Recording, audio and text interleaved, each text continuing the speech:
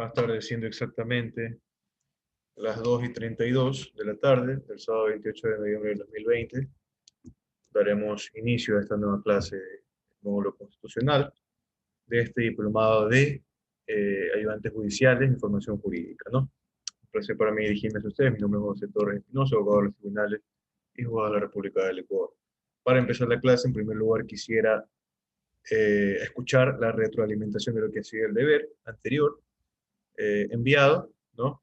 De los artículos 190 hasta el 200. Voy a escuchar la intervención de cada uno de ustedes, por favor. Didier Israel, por favor, lo escuchamos. Muy buenas tardes, estimado docente y compañeros presentes. Muy buenas tardes. Acerca del deber de la anterior semana, puedo rescatar dos artículos en particular, haciendo referencia a lo que son las notarías y lo que son los notarios. Es del artículo 199 y 200. Me parece que las notarías son personas investidas de fe pública para autorizar o dar fe de hechos y actos que ante ellos se realizan y se otorgan. Las remuneraciones que las notarías y los notarios y demás personal auxiliar y demás tasas a cobrar por sus servicios van a ser fijados por el Consejo de la Judicatura. Y hay que tener en cuenta que los notarios ante todo son depositarios de la fe pública, como lo dice el artículo 200 de la Constitución, y serán nombrados por el Consejo de la Judicatura previo concurso público de oposición.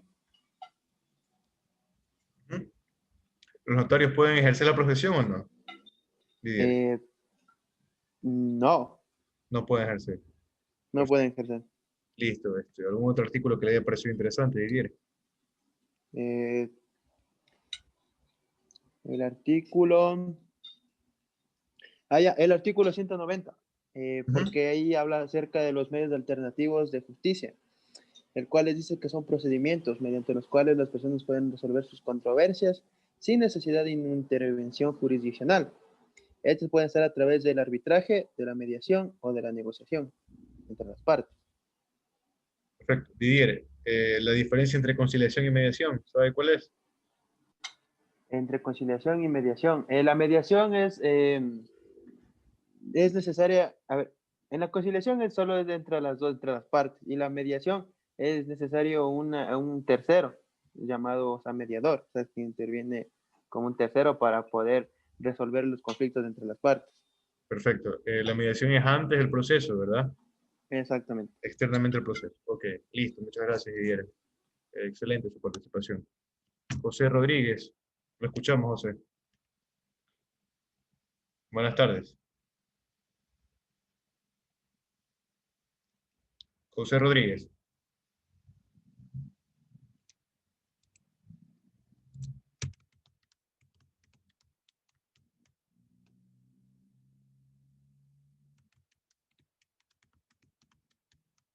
Listo, proseguimos entonces con la clase del día de hoy. Referente a la página 59 del folleto que ha sido socializado, ¿no? Vamos a revisar de la 59 hasta la 62, ya para terminar este folleto y este módulo constitucional. En primer lugar, veremos lo que es el artículo 201 de la Constitución de la República del Ecuador, referente a la rehabilitación social. Para esto, en primer lugar, tenemos que dar una premisa acerca de el artículo 678 del COIP, que determina que existirán dos centros de privación de libertad. En primer lugar, tenemos los centros de privación provisional de libertad, los comúnmente llamados CDPs, o centros de detención provisional, y es el lugar, estos CDPs, es el lugar en el cual permanecerán aquellas personas privadas preventivamente de la libertad, es decir, aquellas personas aprendidas en delitos flagrantes, y que en la audiencia de calificación de flagrancia, el juez consideró necesario imponer la medida cautelar de prisión preventiva con el fin de garantizar la presencia de la persona procesada en el proceso penal y no considerando pertinentes ninguna de las otras medidas cautelares establecidas en el artículo 522, que no son privativas de libertad, sino únicamente el numeral 6 del mismo artículo, ¿no? Referente a la prisión preventiva. El juzgador verá fundamentada esta prisión preventiva tomando en cuenta los requisitos del artículo 534 del Código Orgánico Integral Penal, es decir, elementos de convicción suficientes sobre la existencia de un delito de ejercicio público de la acción, elementos de convicción claros y precisos, de que el o el procesado es autor o cómplice de la infracción, indicios de los cuales se desprenda que las medidas cautelares no privativas de libertad son insuficientes y que es necesaria la prisión preventiva para asegurar su presencia en el juicio o cumplimiento de la pena. Y que se trate, por supuesto, de una infracción con una pena privativa de libertad mayor a 1 año. En estos casos se podrá aplicar a lo que es la prisión preventiva. Lógicamente, dependerá también de lo que es la experticia del abogado dentro de la audiencia de calificación de flagrancia y que pueda considerar o que pueda poner a disposición del juez lo que son las pruebas de arraigo, con el fin de que exista un vínculo entre la persona procesada con la sociedad, que obliga a quedarse en una ciudad o en un lugar específico, en un sitio geográfico, a dicha persona, ¿no? Y con el fin de que pueda asimismo acudir, comparecer al proceso, al juicio venidero. En los CDPs también permanecerán aquellas personas con medidas de apremio, es decir, aquellas personas que se encuentran demandadas por pensiones alimenticias y que deben más de 2 meses de pensión alimenticia. Y lógicamente que el juez debidamente autorizado haya expedido una boleta de captura para esta persona, una boleta de apremio. Como segunda forma de centro de privación de libertad encontramos a los centros de rehabilitación social, en donde permanecen las personas a quienes se les ha impuesto una pena privativa de libertad mediante sentencia condenatoria ejecutoriada. Vale la pena recalcar que los artículos desde los 101 hasta lo posterior, que veremos el día de hoy, serán mayoritariamente dedicados a estos centros de rehabilitación social, es decir, a las cárceles grandes. Es así que el artículo 201 constitucional tiene una íntima concordancia con el artículo 1 del Código Orgánico Integral Penal y asimismo con el artículo 52 del Código Orgánico Integral Penal referente a las finalidades de la pena. ¿Qué son las finalidades de la pena? En primer lugar, la prevención general para la comisión de otros delitos, la reparación integral de la víctima y la parte que nos atañe acerca de las personas privadas de libertad, a quienes el Estado garantizará una rehabilitación integral para su posterior reinserción en la sociedad, con el fin de evitar, lógicamente, la neutralización de estos PPL, estas personas privadas de libertad, como seres netamente sociales y productivos, ¿no? Ya sea en los campos académicos, laborales, entre otros. Un perjuicio del desarrollo progresivo de los demás derechos que se puedan dar dentro de su cumplimiento de la condena, considerando sus necesidades, capacidades y habilidades con el fin de estimular su voluntad de vivir conforme con la ley, trabajar y respetar a los demás para que al momento de salir de este centro de privación de libertad puedan considerarse seres netamente productivos para la sociedad, ¿no? El artículo 202 de la Constitución, en cambio, cita el Sistema Nacional de Rehabilitación Social, el cual, según el artículo 672 del COIP, lo define expresamente de la siguiente manera. Es el conjunto de principios, normas, políticas de las instituciones, programas y procesos que se interrelacionan e interactúan de manera integral para la ejecución penal. El sistema, asimismo, contará con un organismo técnico que es el ente mediante el cual se velará el cumplimiento de los fines de este sistema de rehabilitación social, ¿no? Será el ente fiscalizador y regulador. El artículo 674 define otras atribuciones de lo que es el organismo técnico o el órgano técnico, ¿no? En primer lugar, evaluar la eficacia y eficiencia de las políticas del sistema. En segundo lugar, administrar los centros de privación de libertad y fijar los estándares de cumplimiento de los fines del sistema, ¿no? Del sistema de rehabilitación social. Asimismo, en el reglamento del Sistema Nacional de Rehabilitación Social, específicamente en su numeral 2, se establecen competencias adicionales de lo que es el organismo técnico del Sistema Nacional de Rehabilitación Social, de las cuales se deberá hacer énfasis, especial énfasis, al numeral 6 referente al diseño y ejecución de procesos de rehabilitación y reinserción social de las personas privadas de libertad, a través de los ejes de tratamiento, específicamente de la aplicación o de la posible aplicación de regímenes, ¿no? Como tenemos el régimen cerrado, tenemos el régimen semiabierto y tenemos el régimen abierto. Vamos a explicar brevemente cada uno de estos, acorde a la Constitución y acorde al Código. Tenemos el régimen cerrado, que es aquel periodo normal de cumplimiento de la pena dentro del centro de privación de libertad. Es la pena tal cual la conocemos, ¿no? Sin ningún tipo de apoyo para el procesado para poder cumplirlo fuera en este caso, del centro de privación de libertad. Tenemos el régimen semiabierto, en el cual el PPL deberá cumplir para acceder a este régimen por lo menos con el 60% de la pena prevista, en este caso, en la sentencia ejecutoriada, ¿no? Cumplir con otros detalles también importantes, como es un buen comportamiento durante su tiempo en el centro de privación de libertad. Asimismo, vale la pena recalcar que con este régimen el sentenciado podrá cumplir con el resto de la pena fuera de dicho centro con el respectivo uso de un dispositivo de vigilancia electrónica y con la aplicación posible de otras medidas cautelares, ¿no? Como pueden ser, por ejemplo, el arresto domiciliario, como puede ser, por ejemplo, la comparecencia periódica al juzgado de garantías penitenciarias, entre otros, ¿no? Tenemos también un detalle importante que con la última reforma del COIP, el artículo 698 referente al régimen semiabierto se modificó. Antes eran aplicables para todos los delitos, para todas las personas privadas de libertad. Sin embargo, actualmente solo será aplicable para aquellos delitos en los cuales no se haya vulnerado bienes jurídicos importantes o especialmente protegidos para el COIP, como es la vida, la libertad o la integridad, ¿no? Tenemos entonces que no será aplicable para los delitos de asesinato, femicidio, sicariato, delitos contra la integridad y libertad personal con resultado de muerte, robo con consecuencia de muerte, delitos contra la integridad sexual y reproductiva, trata de personas, entre otros.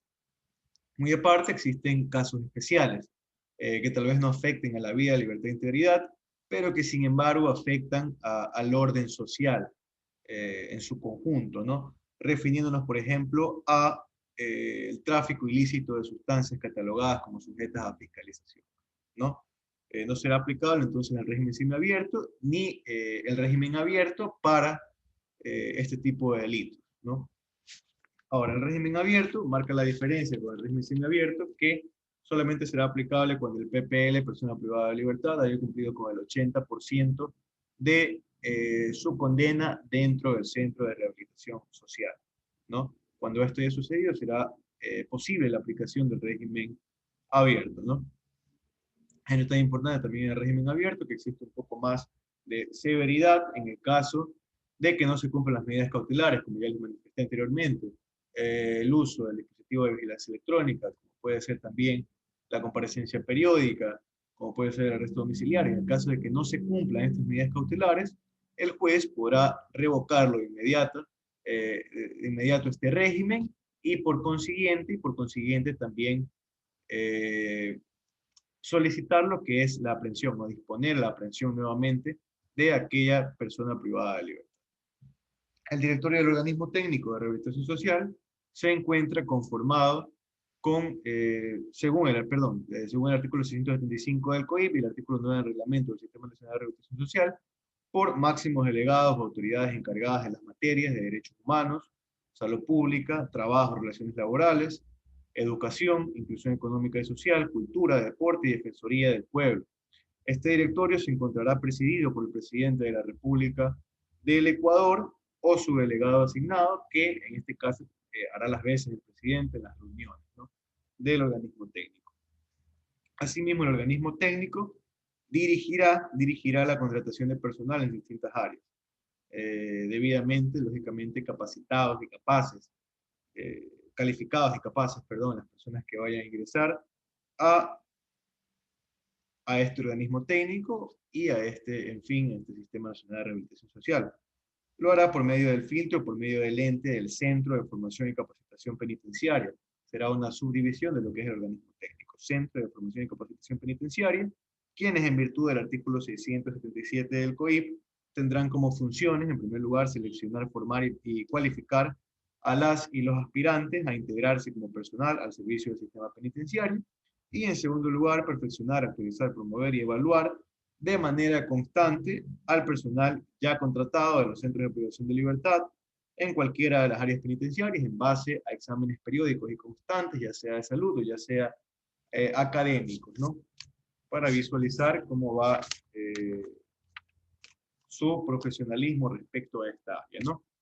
En el artículo 203 de la Constitución de la República del Ecuador se marcan asimismo distintas directrices por las cuales se regirá el sistema de rehabilitación social. En el numeral 1 se manifiesta que solamente las personas sancionadas con penas privativas de libertad mediante sentencia ejecutoriada deberán encontrarse en los centros de privación de libertad o de rehabilitación social. siendo estos los únicos lugares donde se puede retener a los procesados, los únicos lugares autorizados según la Constitución para poder retener a los procesados, ¿no?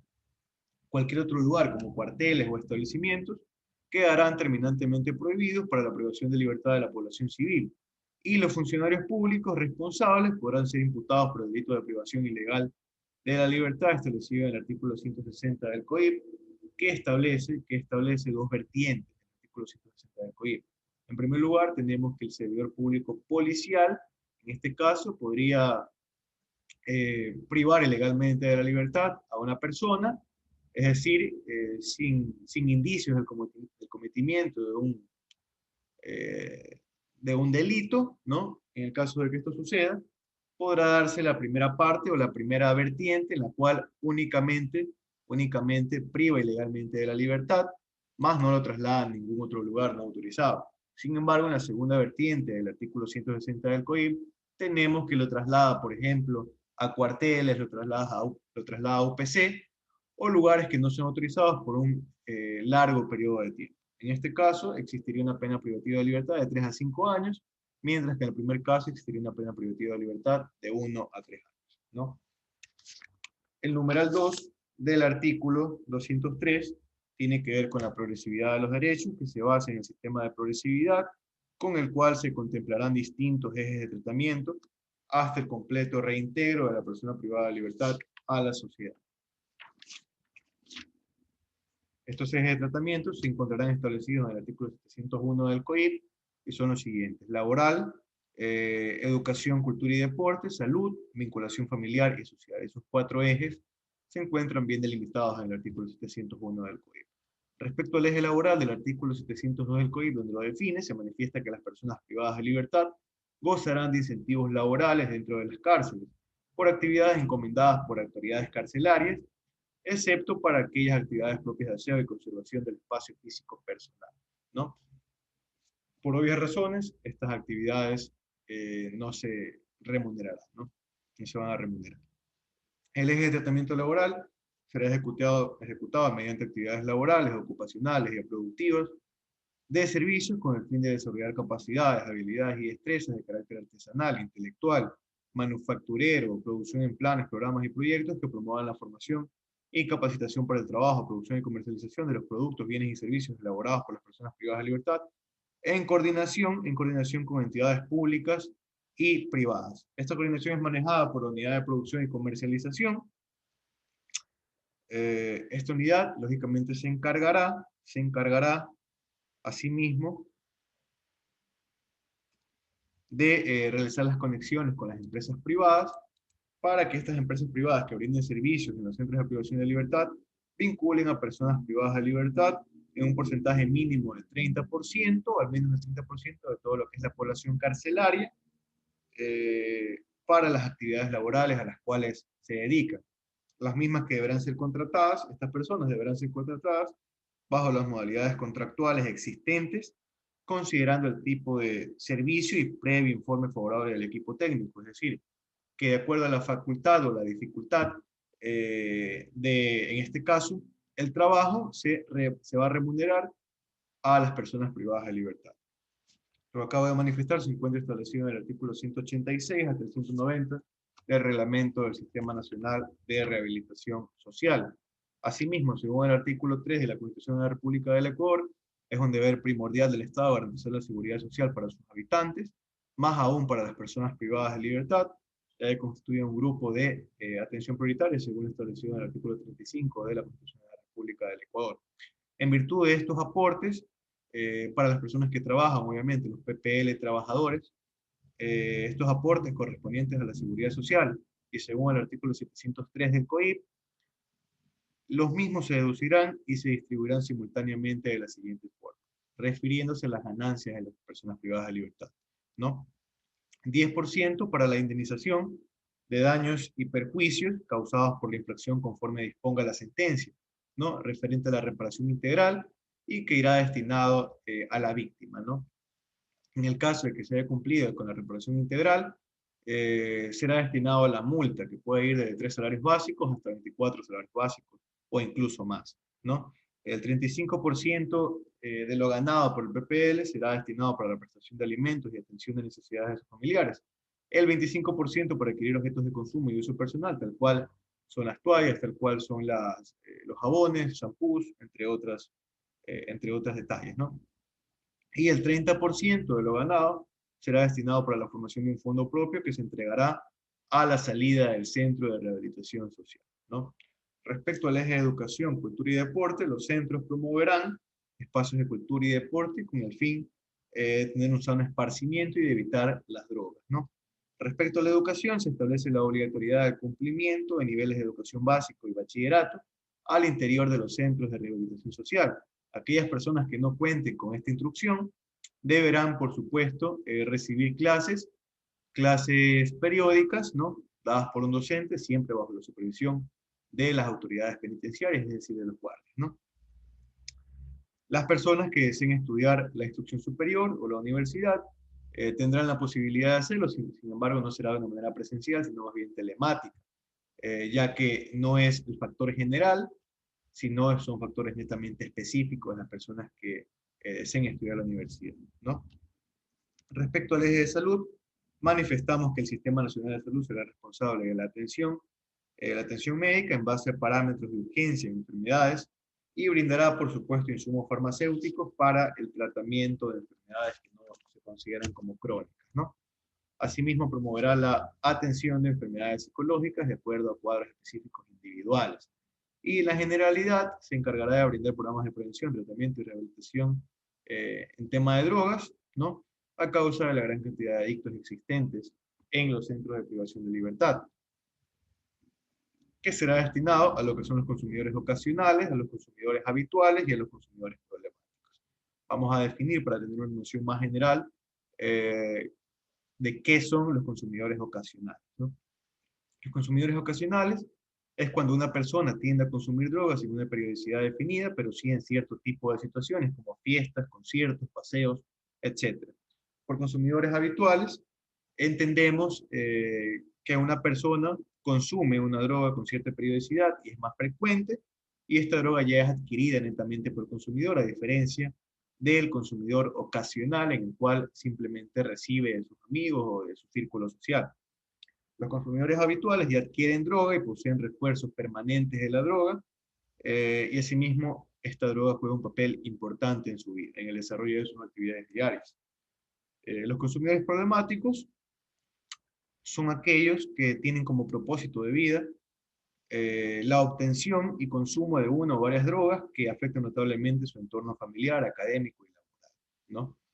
Respecto al eje de vinculación familiar y social, se promoverán las visitas periódicas de los PPL con los integrantes de su núcleo familiar íntimo, es decir, cónyuge, es decir, sus hijos y sus padres, ¿no?